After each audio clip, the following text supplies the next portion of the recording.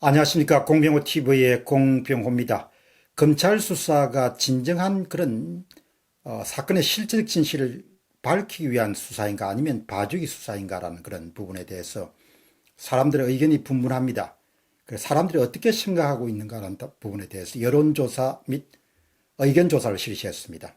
첫 번째 질문은 조국 비리 의혹 사건에 대한 검찰 수사는 봐주기 수사라고 생각하십니까? 아니면 진실을 밝히기 위한 수사라고 생각하십니까? 첫 번째 질문이고, 두 번째는 왜 그렇게 생각하십니까? 이렇게 두 가지 질문을 던졌습니다. 여론 및 의견조사 결과를 여러분들에게 알려드리도록 하겠습니다.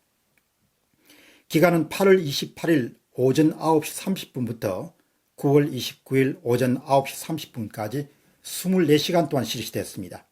방문자 수는 36,986명이 방문했습니다만은 응답하신 분 숫자는 1,872명입니다. 응답률은 5.06%입니다. 여론조사 결과를 여러분 주목해 보시기 바랍니다. 윤석열 검찰총장이 주도하고 있는 조국에 대한 수사는 봐주기 수사다. 786명, 41.98%입니다. 그렇지 않고 진실을 파헤치기 위한 수사다. 763명, 40.75%입니다. 거의 동수를 기록했습니다. 42% 대 41%. 나머지 잘 모르겠다. 183명, 9.77%, 기타 140명, 7.47%입니다. 그 봐주기 수사라고 생각하시는 분들이 41.98%고 진실을 밝히기 위한 수사라고 생각하시는 분이 40.75%니까 거의 동수라고 한 1, 2% 정도 차이가 난다. 그렇게 보시면 좋겠습니다. 자, 그럼 이제 의견조사에 대해서 살펴보겠습니다. 제가 갖고 있는 그런 여론조사의 특징은 여론조사도 실시하지만 동시에 의견조사를 실시합니다. 그러니까 많은 분들이 제가 설명하는 것을 듣고 유튜브에 댓글에다가 1번 질문과 2번 질문에 대한 답을 정리하는 형식으로 진행을 했습니다. 봐주기 수사라고 생각하신 분은 세 분 정도를 선택했습니다. 박정화님입니다. 공개된 흠길이 많아 손바닥으로 하늘을 가리기 어려우니 국민을 속이기 위한 짜인 극본의 막장 드라마 한 편이 방영되리라 생각합니다. 봐주기 수사란 거죠. 그 다음에 DOKGODI니까 독구디님입니다. 독구디님. 윤석열 총장도 어쨌든 문통이 임명했다는 점에서 저는 윤석열 총장의 뿌리를 봅니다. 하지만 지금은 어떤 이유에서든 검찰개혁에 반대하는 윤석열의 단독 조치라고 보여집니다. 이것은 어디까지나 단순히 진실을 밝히기 위한 수사이기보다 검찰개혁에 반하는 윤석열 및 검찰 권력 지키기의 관점에서 봐야 된다고 봅니다. 권력투쟁의 일환 같습니다. 진실을 밝힐 것이냐 아니면 적당히 더 벌 것이냐는 전적으로 검찰 스스로의 이익에 부합하는 방향으로 갈 것 같습니다. 반대하는 이유입니다. 봐주기 수사라는 걸 보는 거죠.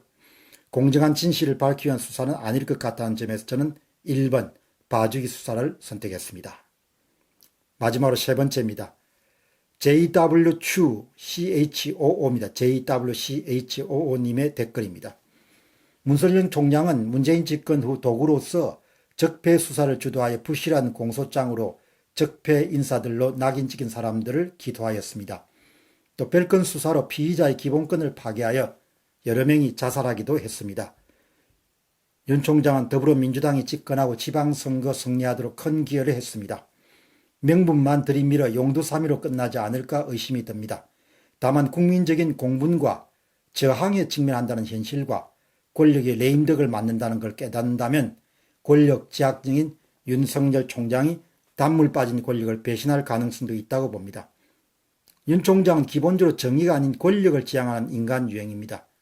괴벨스 경찰의 등장으로 검찰 무력화에 대한 검찰 내부의 저항이 과연 어느 정도인지 이런 것도 판세의 무게, 즉 방향에 영향을 미칠 것으로 보여집니다. 반대하는 이유를 다시 이야기하면 봐주기 수사다 이렇게 이야기하신 마지막 의견이었습니다. 그 다음 이제 주제를 바꾸겠습니다. 진실을 밝히기 위한 수사다. 이렇게 생각하신 분도 3분 골랐습니다.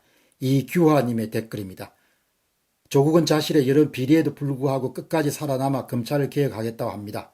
검찰로서도 반가울 리 없고 민심도 많이 돌아서고 있는데 듣는다는 거 득되는 게 없습니다. 자신의 명예와 조직의 명예를 지킬 수 있는 검찰총장으로서는 첫 시험대인 셈입니다. 윤석열 총장은 지금 조국을 향한 칼과 조직을 방어하는 방패를 동시에 휘두르는 격입니다. 윤석열 총장이 실체적 진실을 밝힐 거라고 믿는 겁니다. YLELEE님의 댓글입니다. 법은 사람의 공동체를 잘 굴러가기 위해 있는 것이 사람을 위해 군림하기 위해 있지 않다고 생각합니다. 많은 젊은 사람들을 포함한 국민들의 소리를 들은 검찰이 관가할 수 없었을 것으로 보입니다.